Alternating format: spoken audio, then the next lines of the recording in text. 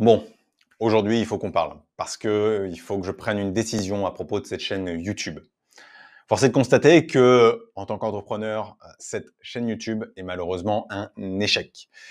Et bah, il va falloir que l'on, après un constat, que l'on voit ce qu'il advient de cette chaîne. Est-ce que simplement je souhaite l'abandonner? Est-ce qu'on voit un peu plus loin avec cette chaîne YouTube? C'est toute la question autour de cette vidéo.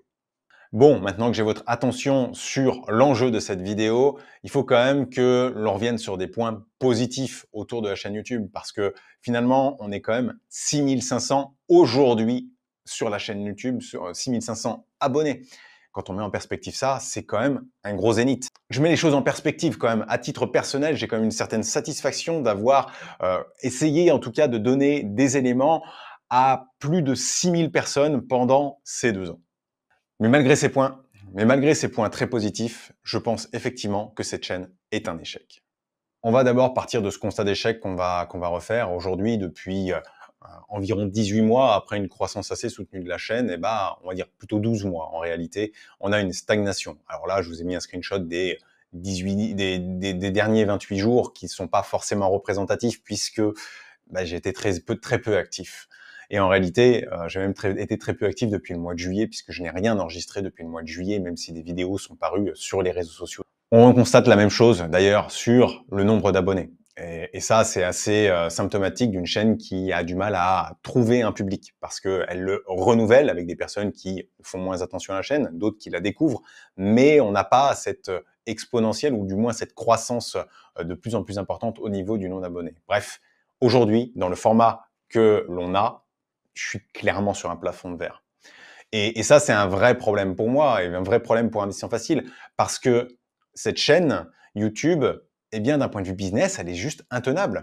Et pour une raison finalement assez simple, c'est que chacune de ces vidéos YouTube me demande entre 2 et 4 jours de travail.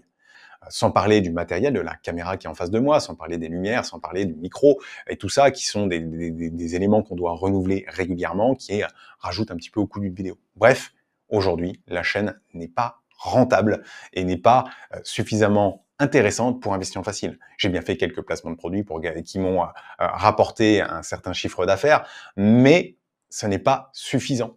Et aujourd'hui, eh bien, mon temps est finalement beaucoup mieux employé sur le site web, sur les réseaux sociaux, que sur la chaîne YouTube. Et ça, il faut être pragmatique quand on est entrepreneur, c'est qu'à un moment, il faut se poser des questions. Pourquoi continuer une chaîne YouTube qui juste n'apporte pas les éléments alors que ma valeur pourrait être beaucoup mieux distillée au travers d'autres aspects. En plus de ce point-là, le YouTube business et investissement devient de plus en plus une caricature, notamment pour les YouTubeurs les plus présents sur la plateforme. Que ce soit des personnes qui se montrent dans des villas à l'autre bout du monde, à Dubaï, à Bali, etc., qui louent à la journée avec des voitures, qui louent à l'heure même, et avec des voitures qu'ils louent à la journée pour se faire paraître plus riches qu'ils ne le sont, qui sont en fait des personnes qui peinent à subvenir à leur propre train de vie pour les vidéos. On a aussi le type de vidéo où je suis un mâle alpha, je suis une femme déterminée, on va dire ça comme ça pour être poli, et je suis le meilleur, le plus beau, vous êtes des merdes, suivez ce que je fais. Avec, vous pouvez bien sûr souscrire à ma formation à 1997 € juste pour pouvoir espérer me ressembler un jour. Voilà, ça c'est le genre de choses qui aujourd'hui sont totalement intolérables et qui, je suis désolé, mais détruisent toute une partie des personnes qui ne se rendent pas compte de l'arnaque de ces choses-là. On a dans le pendant financier, bonjour, je suis ingénieur en marché financier ou titulaire de la certification AMF. Bah écoute, très bien, t'as potassé un livre, t'as passé un diplôme, ça veut pas dire que tu connais grand-chose. Et bien souvent, ça vient avec des promesses, faites comme moi 40% en achetant ces actions, faites comme moi le trading sur tel outil qui les rémunère grassement. Il y a une malhonnêteté très forte parce que on est dans un domaine qui fait de l'argent. Et l'argent attire les pires des personnes et et fait ressortir le pire des caractères des personnes. Et ça me désole parce qu'aujourd'hui, la qualité de ce qu'on trouve, on a beaucoup de bonimenteurs, on a beaucoup de personnes qui vont finalement savoir bien s'exprimer, savoir bien enrober leur contenu et bah, finalement, derrière cette, belle apparence, c'est une belle tarte à la merde qui vous servent. Et pareil, ça me saoule en fait, ça me saoule donc qu'est-ce que je fous sur YouTube si je ne peux pas moi, me reconnaître dans l'outil que j'utilise? Les réseaux et là vous l'avez compris à travers mon discours juste avant, c'est quand même le royaume des fausses promesses. Le royaume des personnes qui, ne savent pas maîtriser leur discours, qui sont là juste pour vendre et rien d'autre. Et il y a aujourd'hui finalement un YouTube peu, authentique avec des contenus de qualité qui n'est pas mis en avant. Pas suffisamment et parce que, bah, c'est des contenus qui sont un peu plus fouillés, qui sont du coup un peu moins regardés par une niche et qui n'est pas mis en avant par l'algorithme. Et je vais en citer quelques-uns quand même parmi ceux que moi je regarde. On a quand même, Xavier Delmas qui est l'un des plus gros, représentants de ceux-là, qui à la fois sur sa chaîne personnelle et au travers de la chaîne Zone Bourse qui fait un travail de vulgarisation qui est juste excellent. On a, Mathieu J, qui, anciennement Investstream il me semble, qui, fait des vidéos très travaillées autour de la thématique de l'investissement et qui vraiment demande un travail qui est assez important et j'adore son boulot. Et on va avoir en termes de podcast, par exemple, Investisseur 4.0. Alors, il y en a plein d'autres. Il y a plein d'autres petites chaînes que j'ai oubliées. Il y a plein d'autres chaînes même de taille moyenne, de plusieurs dizaines de milliers d'abonnés que je n'ai pas mentionné ici. L'idée, c'était de donner 2-3 exemples de ce que je considère comme étant un contenu qui est quand même relativement travaillé, qui n'est pas commercial, en fait, qui ne cherche pas à vous vendre et à vous balancer de la merde constamment à la figure. Aujourd'hui, qu'est-ce que je dois faire? Qu'est-ce que je dois faire partant de son constat? La chaîne me fait perdre de l'argent et d'un autre côté, eh ben, je ne me reconnais plus dans le média. Eh ben, je pense qu'il y a un petit espoir quand même. Il y a un petit espoir. Alors, effectivement, c'est pas, il y aurait pu avoir une transition un peu plus grande. Effectivement, j'ai pas envie de fermer la chaîne YouTube parce que je pense qu'il y a un espoir réel. Depuis quelque temps, on voit un virage s'opérer et vraiment une dissociation entre les formats plus courts, les formats et les formats beaucoup plus longs, beaucoup plus travaillés. D'ailleurs, même ces fameux vendeurs de rêves et escrocs notoires, pour certains, je mets pas tout le monde dans le même panier, commencent à faire des podcasts, commencent à faire des formats qui sont beaucoup plus longs, beaucoup plus touffus. Toujours avec leur enrobage de merde, malheureusement, ou leur tarte à la merde, peu importe comment on peut le dire.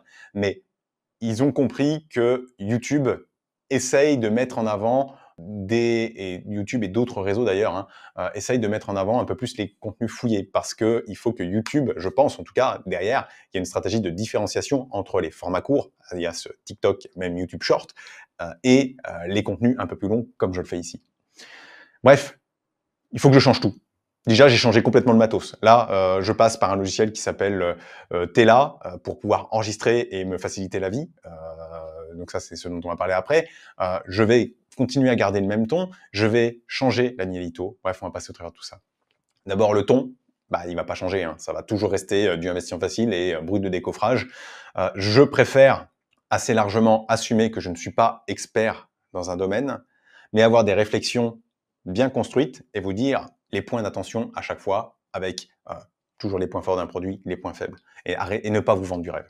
Ça n'a jamais été le but d'investissement facile et ça ne le sera jamais. Donc, on va continuer à garder ce ton finalement très honnête, très franc d'investissement facile.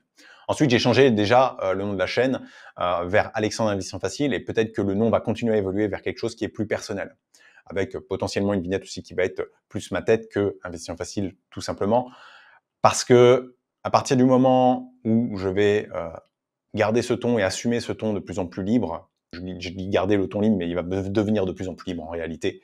Ça va être basé beaucoup plus sur le ressenti d'une personne et non pas seulement de l'entreprise d'investissement facile qui est derrière. Donc, oui, il va y avoir un petit peu de personnification de cette chaîne au travers d'Investissement Facile. Je suis déjà, de toute façon, le visage d'Investissement Facile puisque je présente cette chaîne depuis le début. Et ensuite, et d'ailleurs, aujourd'hui c'est Alexandre d'Investissement Facile. Rien ne dit que demain, si on est, par exemple, je suis pas très branché immobilier physique, rien ne dit si Investissement Facile devient grossir et qu'il y a une personne spécialisée en immobilier physique qui nous rejoigne, il n'y ait pas une deuxième chaîne Investissement Facile qui apparaisse plus sur l'immobilier, ou alors qu'on change et qu'on mette deux noms sur cette chaîne-là. Hein. Ça peut être totalement libre et moi je ne me ferme absolument aucune possibilité pour l'avenir. Par contre, comme j'ai dit, je change complètement la manière de faire. Aujourd'hui, eh ben, je vais commencer par la fin, mais je vais commencer par un support simple. Ce sera probablement soit une page de mon site pour la prochaine vidéo ou une mind map comme ici avec MindMeister que j'utilise pour vous présenter, pour avoir un support. Couplé avec Tela qui vous permet de capturer à la fois une caméra, de capturer un écran et de faire des montages très simples. Les vidéos seront probablement très variables en termes de durée. J'essayais toujours de me contenir et d'avoir un format, même si dernièrement j'ai essayé un petit peu d'en varier. J'ai toujours été dans un format entre 10 et 15 minutes, on va dire, pour la plupart des vidéos. Aujourd'hui, j'en ai rien à faire en vrai. Je vais me poser devant la caméra ici, je vais dérouler le plan que je me serais un petit peu attribué, et puis on va digresser, on va aller dans des sujets à droite, à gauche, parce que je suis comme ça en vrai, c'est plus moi, et cette chaîne doit être plus moi. Donc il va y avoir des digressions, mais toujours sur des sujets investissement. Ce ne sera pas des digressions sur d'autres sujets connexes qui n'ont rien à voir, mais ce sera toujours lié à l'économie, à l'investissement, pour pouvoir en fait avoir un schéma de réflexion plus complet, puisque finalement, je critique tout ce qui est trop simple. Donc, il faut que je puisse aller plus au fond des choses. Et parfois, ça demande de digresser. Et c'est pourquoi je pense ce point-là. Effectivement, par exemple, pourquoi je pense qu'aujourd'hui, il peut être intéressant d'aller sur du crowdfunding en énergie renouvelable. C'est parce que la politique monétaire devient de plus en plus accommodante. Il y a une baisse des taux des banques centrales. Et pourquoi Parce que l'inflation a baissé, etc., etc. Et on peut vite digresser 5 minutes sur un sujet assez facilement. Donc ça, attendez-vous dans les prochains mois à l'avoir, mais ça vous permettra de construire votre propre réflexion. Et je pense que c'est en construisant ce genre en utilisant ce genre de format, je pense qu'on peut arriver finalement à faire ce que je veux faire depuis le début, c'est-à-dire transmettre le plus d'informations possible et c'est pas former, mais vraiment vulgariser l'investissement pour que vous compreniez les cheminements de réflexion. Et comme je disais, je me pose moins de limites, donc les sujets seront plus variés. Aujourd'hui, je m'interdis pas de parler plus business parce que Investissement Facile, c'est un business. Est-ce que je ferai pas un petit, ce qu'on appelle du bullying public, donc vous présenter l'avis d'Investissement Facile un peu plus en détail? Possible.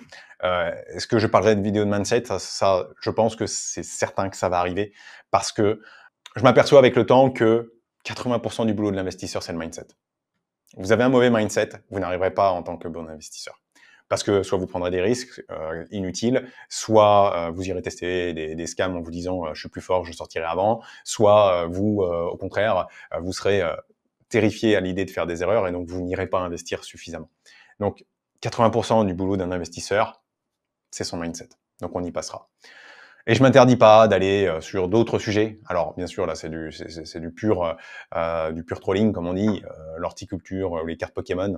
Non, je n'irai pas sur ces sujets-là, mais j'ai d'autres passions, j'ai d'autres centres d'intérêt, donc parfois peut-être que ça débordera. Et en fait si ça marche tant mieux, si ça marche pas tant pis, je m'en foutrai. Parce que en fait avec la mise en place de cette nouvelle manière de faire, l'objectif c'est qu'une vidéo ne soit plus entre 2 et 4 jours, mais plutôt à une journée maximum de travail. Et donc, le discours sera mon principal support et ce sera plus le montage comme auparavant qui sera ultra simple. Et je rajouterai peut-être une ou deux choses, je ferai des cuts, mais c'est tout. Si une vidéo doit être d'ailleurs beaucoup plus longue, vous le verrez ici, elle sera plus longue, puis c'est tout. Il y aura peut-être des titres à guicheurs, parce qu'il faut aussi attirer les gens sur la vidéo. Hein. C'est le jeu de YouTube, malheureusement. Il y aura peut-être des titres et des vignettes à guicheurs. Mais vous me connaissez, et vous savez que derrière, il y aura toujours une réflexion qui sera solide pour soit démonter le titre, soit au contraire, appuyer le titre. Donc, voilà. Je m'ouvre le chemin des possibles, je simplifie mon workflow de travail pour que ça me prenne moins de temps, pour aussi vous livrer potentiellement plus de vidéos. Donc, on va repartir pour le moment sur une vidéo toutes les 2 semaines minimum. Mais vous allez en voir, par exemple, paraître là 2 en quelques jours parce que j'ai décidé d'enregistrer 2 vidéos coup sur coup.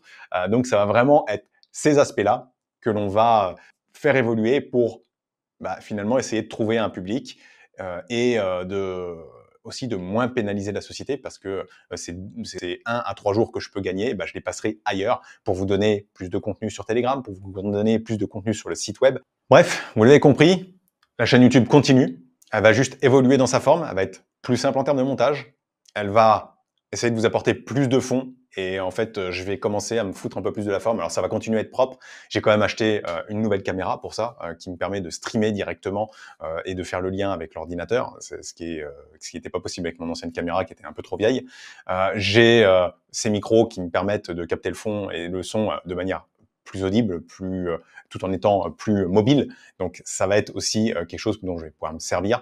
Donc, je vais en même temps améliorer les outils à ma disposition, automatiser beaucoup plus la création de contenu et vous essayer de vous produire des vidéos qui sont plus profondes et moins basées sur les tendances qu'on va pouvoir retrouver à droite à gauche. Alors ça m'empêchera pas de faire un petit peu de clickbait comme je l'ai annoncé, mais globalement l'objectif est de vous fournir du contenu de qualité et de continuer de vous fournir du contenu de qualité pour intéresser de plus en plus de monde à l'investissement et surtout les intéresser aux bonnes valeurs de l'investissement et pas à ce qu'on peut leur jeter au visage par. Bref, je vous souhaite une très bonne journée et à très vite pour la prochaine vidéo.